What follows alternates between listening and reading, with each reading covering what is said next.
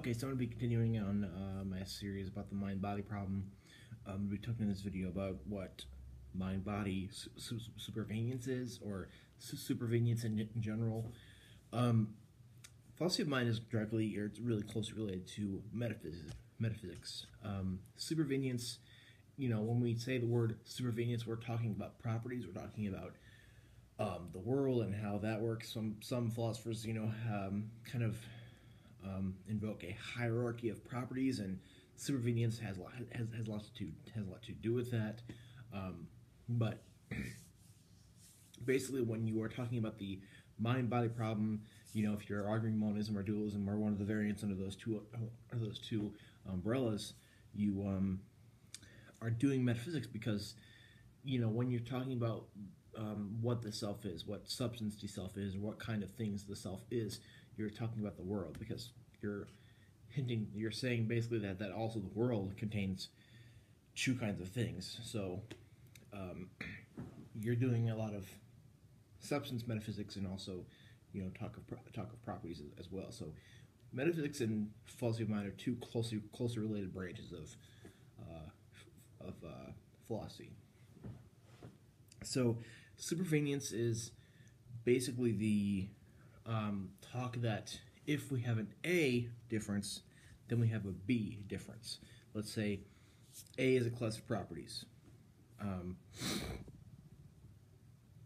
Either A can be looked at as a class of properties, or it can be looked at as a being. Same for B. B as a class of properties, or B as a thing. And often, if we're talking about bundle theory of properties, a group of properties is a thing. Basically, when we're talking about supervenience in general, we're saying that we have two classes of properties: class A, class B. And if class A supervenes on class B, then then we cannot have a difference without there being a B difference. So that's basically what there is, or what that is.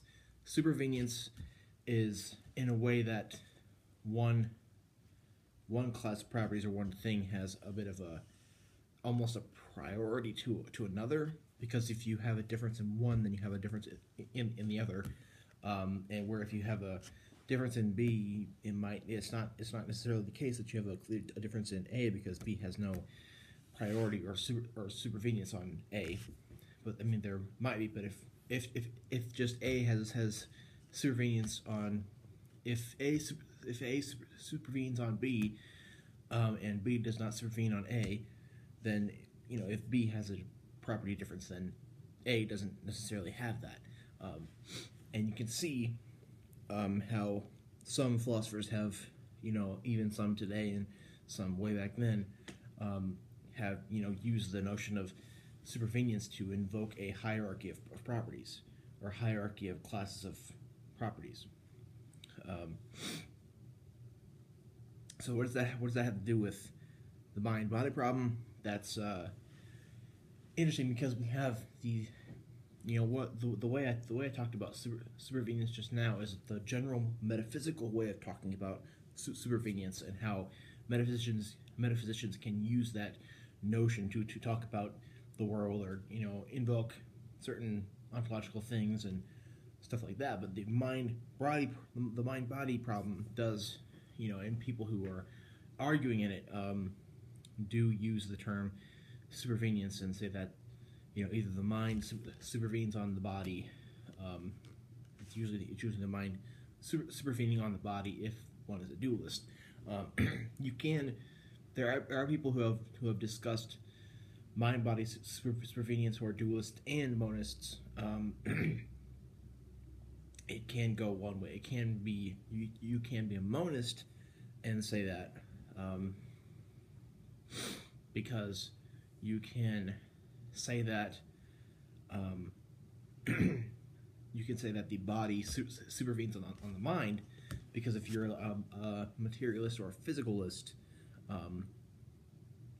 then you think that the self is one thing, and the mind is not something separate from the body. It's just one thing. Then you can say that the body supervenes on the mind, because you can't have a difference. You can't have a difference in the body without there being a difference in the mind, because according to a materialist or a physicalist, it's all one thing. It's all physical. So, yeah, in that way, for a physicalist or a materialist, the body would supervene on the mind, because you can't have a difference in the body without a difference in the mind. It's all one thing, if you will. A monist can also do the other way, where having the mind supervene on the body, because they're all one thing. It's one thing. And I've heard monists and dualists, and read monists and dualists talk about supervenience in many different ways. And I've heard internalist epistemologists also talk about mind-body supervenience.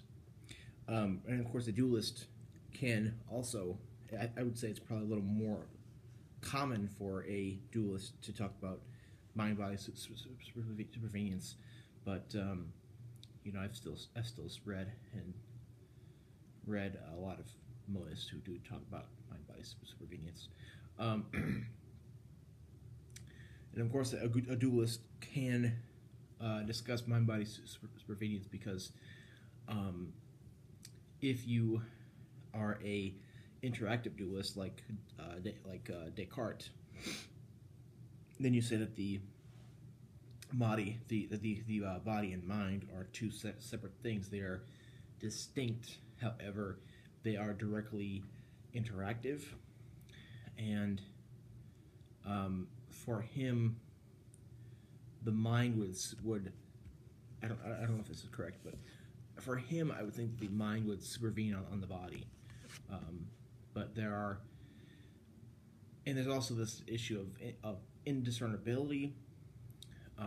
So I don't know. I don't think that Descartes would use that, but that could be said by a dualist, that the mind supervenes on the body, in that they are indiscernible, but they are not indiscernible. But a dualist could say that.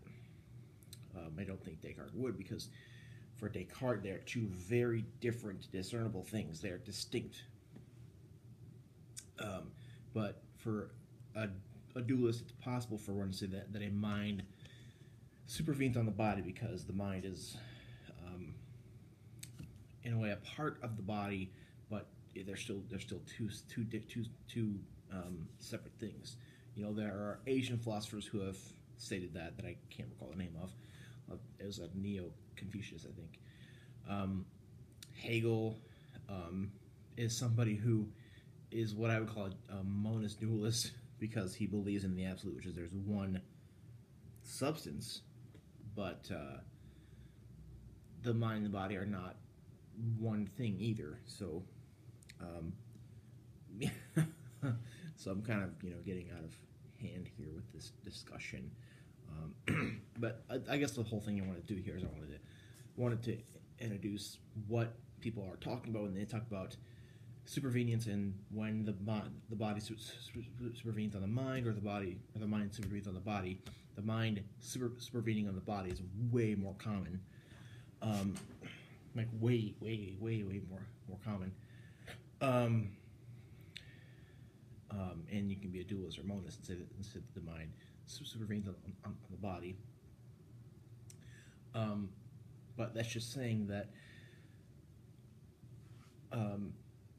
that you can't have a mind difference without there being a body difference, if mind supervenes on the body. And also, it's sometimes also stated that if one thing supervenes on another, they are indiscernible. But that's another thing that some people do state, and some people do say, that if we have supervenience, then we also have indiscernibility.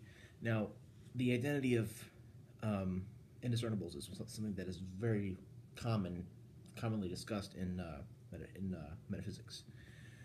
It's metaphysics of identity, where if two things are identical, you would not be able to discern them at all.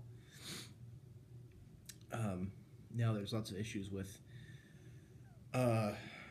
theory of time and stuff like that. You know, the ship of Theseus, where if you have this really old ship and you basically take the ship apart, replace the old parts with new parts, and then build it back up again. Is it the same ship? You know, there's issues like that, and the metaphysics of identity is discussed a lot in metaphysics, and that's also one place when we're discussing supervenience. If you think I left something out or messed something up when discussing mind-body supervenience, or if I fudged up, explaining something, comment below. Let me know. Thank you.